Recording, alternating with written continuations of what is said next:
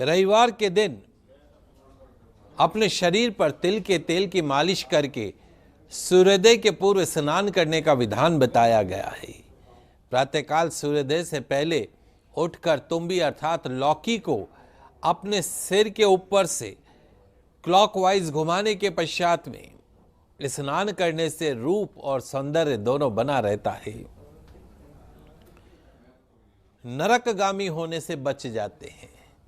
स्नान के दौरान अपामार्ग एक प्रकार का एक पौधा है, उसको शरीर पर स्पर्श कराना चाहिए। अपामार्ग को मस्तक पर घुमाना चाहिए। स्नान करने के पश्चात शुद्ध वस्त्र धारण करके एक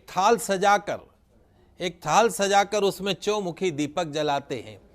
थाल आप पूजा का थाल ले सकते हैं और चौमुखा दीपक उसमें जलाते हैं। साथ ही 16 छोटे दीप जलाते हैं। तत्पश्चात रोली, खीर, गुड़, अबीर, गुलाल तथा पुष्प इत्यादि से इष्ट देव की पूजा की जाती है। पूजा के पश्चात सभी दीपकों को घर के अलग अलग स्थानों पर रखा जाता है। भगवान श्री गणेश, माँ लक्ष्मी के आगे धूप दीप अर्पण की जाती है। संध्या के समय पुनः दीपदान किया जाता है। दक्षिण दिशा की तरफ 14 दीपक जलाने का विधान है, जो यम देवता के निमित्त होते हैं। पूरे विधि विधान से पूजा करने पर व्यक्ति को सभी पापों से मुक्ति मिलती है। यमदेव के निमित्त दीपक जलाने का जो कार्य है वो त्रयोदशी तिथि से शुरू करके अमावस्या तक अवश्य करना चाहिए।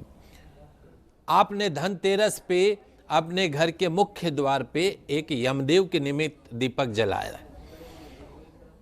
ठीक उसी तरीके से रूप चतुर्दशी को भी संध्या समय में अपने घर के मुख्य द्वार पर आपको दीपक जलाना है तिल्ली की तेल का। बत्ती का जो मुख रहेगा वो दक्षिण दिशा की तरफ रहेगा, या चौमुखी दीपक भी जला सकते हैं। उस दीपक के में एक कौड़ी और 1 रुपए का सिक्का अवश्य डाल दीजिएगा। यमदेव के निमित्त जिस घर के अंदर दीपदान जलता है, धनतेरस से लेकर अमावस्या तक उस घर के किसी सदस्य को अकाल मृत्यु का भय नहीं रहता है। उस घर के सदस्यों को, उस घर के स्वामी को स्वर्गलोक की प्राप्ति होती है। माँ लक्ष्मी का, भगवान कुबेर का परमानेंट आशीर्वाद बना रहता है। विधि पूर्वक भगवान श्री कृष्ण का रूप चतुर्दशी के दिन जो व्यक्ति पूजन करता हो, उसके मन के सारे पाप दूर हो जाते हैं और मृत्यु के पश्चात अंत में उसे वैकुंठ में जगह मिलती है।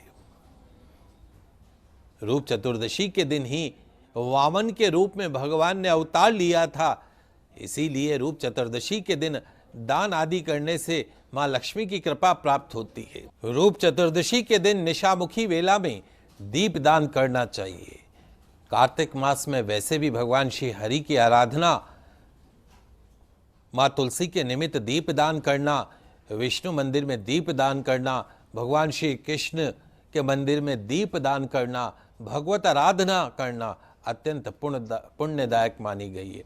आप और हम सौभाग्यशाली हैं कि आपको और हमको मनुष्य जीवन मिला है, जीव जानवर की योनि नहीं मिली है।